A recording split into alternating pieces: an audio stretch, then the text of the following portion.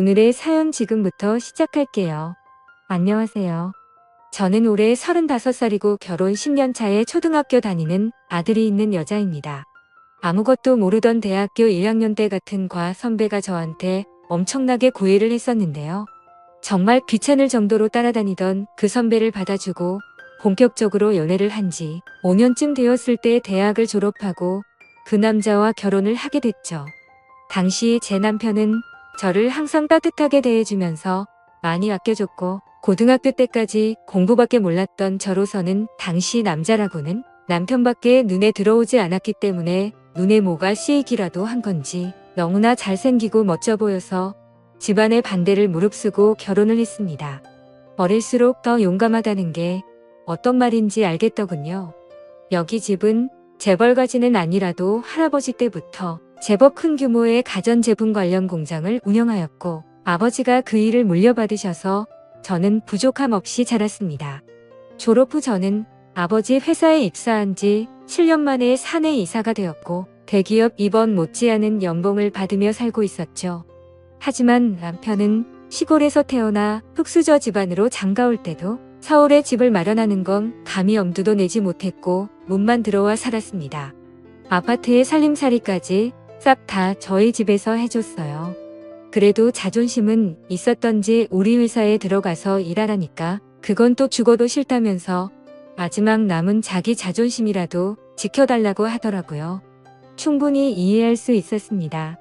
그래도 남편이 능력은 충분히 있었던 남자였기 때문에 여기저기 원서를 해더니 제법 규모가 있는 회사에 취업을 하게 됐고 당시에 저희 가족들에게도 많은 인정을 받았죠.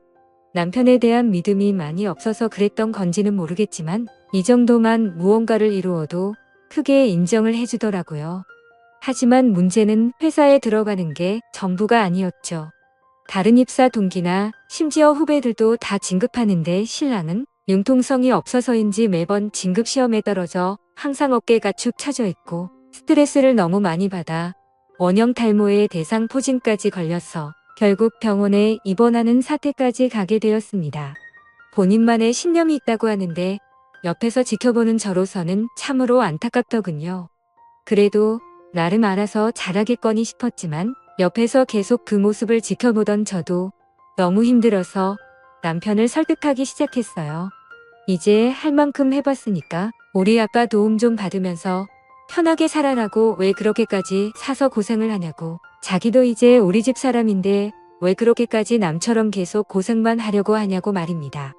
남도 아니고 장인어른 도움 좀 받는 게 그렇게 자존심 상하는 일인 건지 잘 모르겠더군요. 이렇게나 몸이 상해가는 모습을 지켜보는 저도 힘들어서 결국 남편은 아버지의 도움을 받기로 했습니다.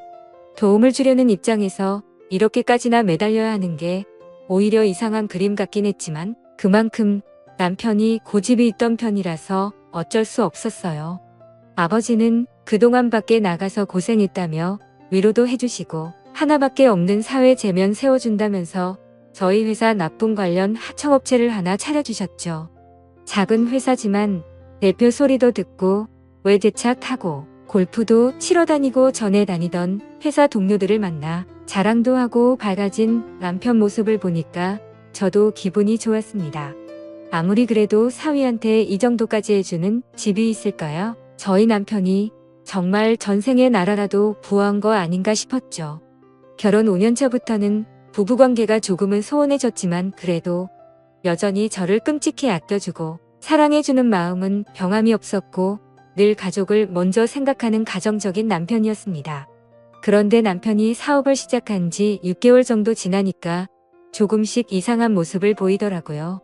밤늦게 들어오는 날이 너무 많다든지 TV 보다가도 누군가와 카톡 메시지를 주고받는다든지 그런 모습이 솔직히 좀 이상했어요. 처음에는 사업하는 사람이라서 어쩔 수 없다 싶었지만 그 정도 수준이 아니었거든요. 그러던 어느 날 늘 휴대폰을 들고 다니면서 누군가와 메시지를 주고받는 모습을 제 두 눈으로 수차례 목격했었는데 주고받은 메시지가 하나도 없이 깨끗이 지워져 있는 거예요. 뭔가 숨기고 싶은 게 있구나 싶으면서 남편이 수상하게 느껴지더라고요. 그래도 한편으로는 설마 내 남편이 그러겠나 싶었고 가진 거 하나 없이 장가와서 지금 누리고 있는 모든 게 저 때문인데 간이 배 밖으로 나오지 않고서야 있을 수 없는 일이라고 생각했죠.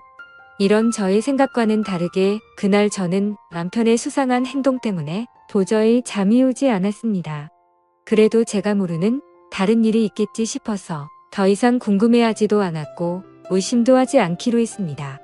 그렇게 며칠이 흘렀는데도 남편의 수상한 행동은 멈추지 않았고 너무도 조심스럽게 행동하는 남편의 모습이 더 이상해 보이기 시작했죠. 전에는 어떤 회사 회식도 이상하리만큼 잦아지고 더군다나 술도 별로 좋아하지 않는 남편이 왜 그렇게 직원들과 술자리를 같이 하는지 도대체 이해가 되질 않았습니다.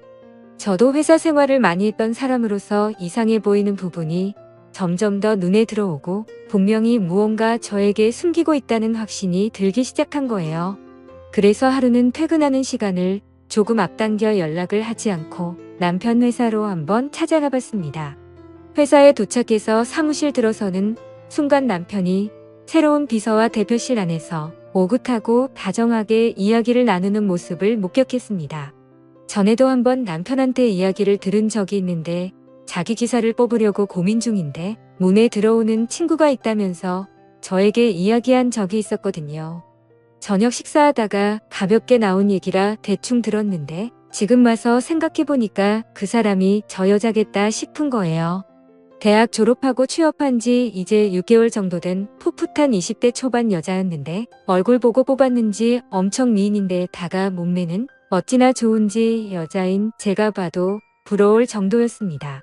보통 비서들이 얼굴도 예쁘고 몸매도 좋은 건 알고 있지만 그래도 어느 정도 업무 능력을 갖추고 있어야 하는데 너무 외모만 보고 뽑은 건 아닌가 하는 걱정이 들 정도였어요. 더군다나 남편을 보면서 눈웃음을 짓고 있는 모습과 다정하게 바라보고 있는 남편은 뭐가 그리 좋은지 둘이서 웃는 소리가 밖에 있는 직원들까지 다 들릴 정도로 크게 들려왔죠. 그때부터 눈살이 딱 찌푸려지더라고요. 그 여자를 보는 순간 둘 사이가 심상치 않을 것 같다는 생각이 들었고 불안감이 엄습해왔습니다. 그런 감정을 느끼는 건 단지 그 여자에 대해서 질투를 하기 때문이 아니라 정말 동물적인 어떤 감각으로 알아차릴 수 있는 거거든요. 제가 사무실에 들어서자 직원들도 뭔가 알고 있는지 도둑질하다가 들킨 사람처럼 깜짝 놀란 듯한 표정을 지었고 그 사람들이 불안해하는 모습을 보고는 확신을 가졌어요.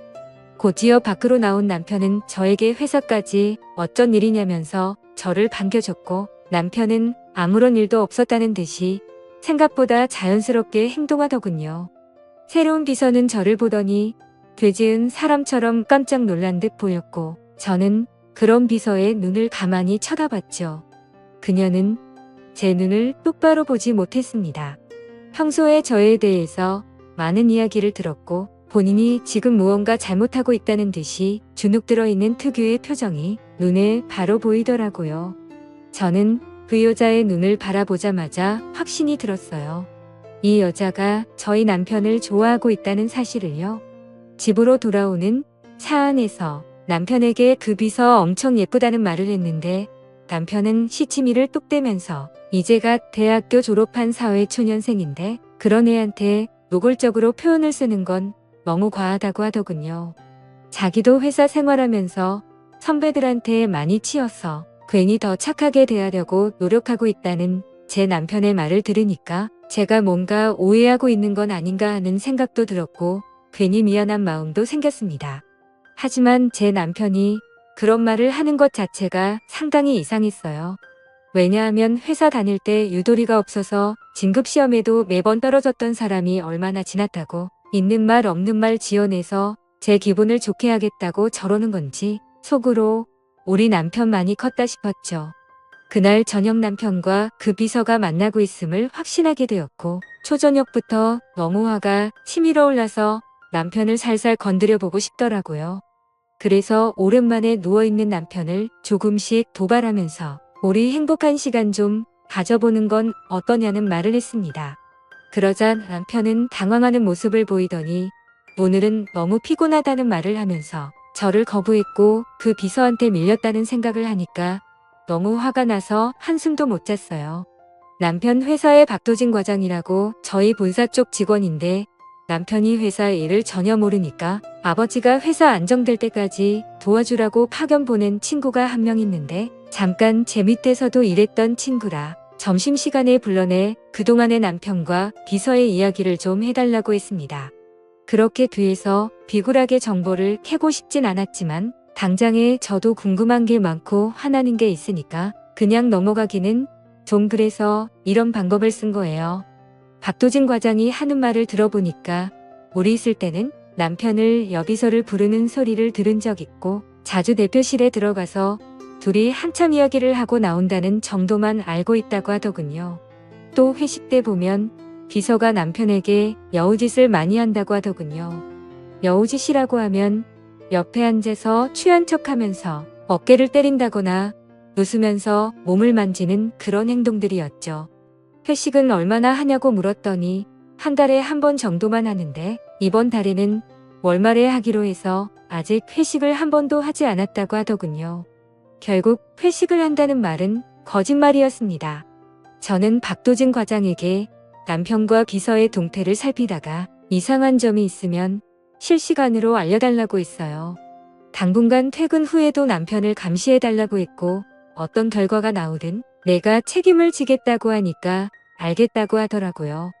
그리고는 혹시나 일을 제대로 하지 않을까봐 박 과장은 이 회사에 파견 나온 사람이지 이 회사 직원이 아니라는 것도 단단히 일러붙죠.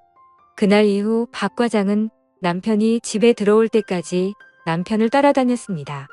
3일 뒤에 박 과장에게 연락이 왔는데 여자 직원들한테 수소문을 받더니 최근 비서의 씀씀이가 많아졌는데 월급으로는 도저히 감당할 수 없는 명품 가방과 옷을 남자친구에게 선물 받았다며 입고 와서 자랑을 했다고 합니다.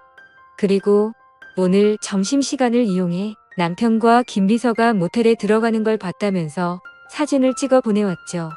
팔짱 끼고 들어가는 둘의 사진을 확인해보는 순간 온몸이 떨려왔습니다. 순간 뇌가 정지된 것 같이 아무런 생각이 나지 않았죠. 혹시나 했는데 너무나 확실해진 지금의 상황을 보니까 손이 떨리고 견디기가 힘들더군요. 한참의 소파에 앉아서 엉때리고 있다가 박 과장과 통화도 하고 어느 정도 상황 파악이 되고 나서야 갑자기 참고 있던 눈물이 터져 나왔습니다. 얼마나 서럽던지 펑펑 눈물이 나고 앞으로 어떻게 살아가야 할지 걱정이 되었습니다. 아버지가 사준 집에서 먹고 자고 차려준 회사에서 돈을 벌어서 그 여자 명품백에 용돈까지 줘가며 만난 것은 제 상식으로는 도저히 이해가 되지 않았습니다. 본인이 어떤 위치였는지 잊고 이제 와서 제 등에 칼을 꽂겠다는 그런 신고는 도저히 그냥 넘어갈 수가 없었습니다.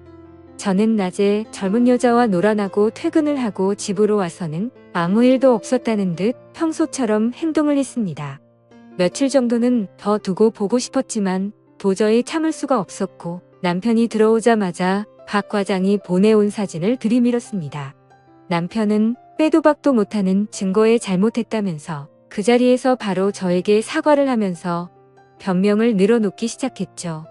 그 여자가 얼마나 들이대는지 도저히 거부할 수가 없었다면서 자기가 사랑하는 여자는 저 한 명밖에 없다는 걸 알지 않냐고 무릎까지 꿇고 애원하기 시작하더라고요.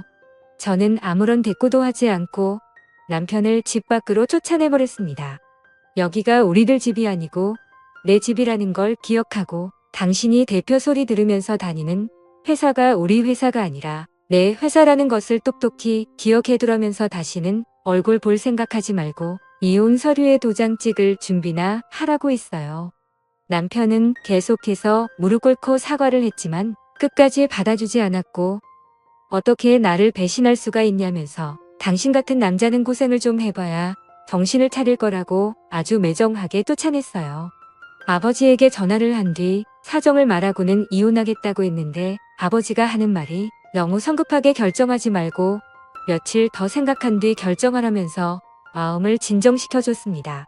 다음날 남편의 또 다른 카드 내역서를 발견했는데 비서와 같이 있을 때 사용한 금액이 한 달에 수백만 원 가까운 금액이었고 명품 가방에 옷, 신발, 반지, 옷걸이까지 머리에서 발끝까지 싹 다 사줬더군요. 그동안 모텔을 하루가 멀다 하고 얼마나 드나들었는지 카드 내역서의 반 이상이 모텔비 내역으로 꽉 차 있었습니다. 저는 한 성과라는 친구 2명을 데리고 남편 회사로 찾아갔고 비서의 얼굴을 보자마자 상욕을 하면서 머리채를 붙잡고는 쥐고 흔들면서 온몸을 칭칭 휘감고 있던 남편이 사준 옷을 하나하나 벗겼습니다. 저는 그 여자에게 미친 듯이 쏘아붙이기 시작했는데 그 여자도 성깔 있었는지 저를 째려보면서 밀리지 않으려고 하더군요. 정말 괘씸했습니다. 유부남을 건드리면 어떻게 되는지 똑똑히 보여줘야겠다는 생각에 그녀의 머리를 잡아 뜯었습니다. 그 여자는 정말 독하게도 계속 가만히 있더군요. 근데 갑자기 남편이 나타나서는 저를 감싸는 게 아니고 그 비서를 보호하더군요. 지금 이 상황에서도 누구를 편에 서야 하는지 모르는 멍청하고 한심한 제 남편을 보니까 이제는 정말 도저히 되돌릴 수 없는 강을 건너고 말았다는 생각이 들었습니다. 이 남자는 제 남편이 아니라 이미 다른 여자의 남자가 된 거였어요. 요즘 들어 회사가 워낙에 시끄러우니까 평소에는 아예 오시지도 않던 아버지가 여기로 오셔서 분위기를 보더니 제 남편을 미쳤고 제 남편은 그만 바닥에 넘어지고 말았어요. 그리고 그 비서라는 여자에게 이 남자는 당신이 가지는 게 좋겠다. 우리 딸이 가지기에는 너무 허접한 사람이라서 도저히 안 되겠다고. 그러니까 둘이서 평생 잘 먹고 잘 살아보라고 하셨죠.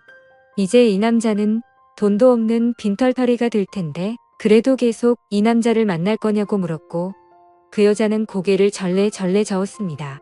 그 모습을 지켜보던 제 남편은 믿을 수 없다는 눈빛으로 그 비서를 쳐다보더라고요.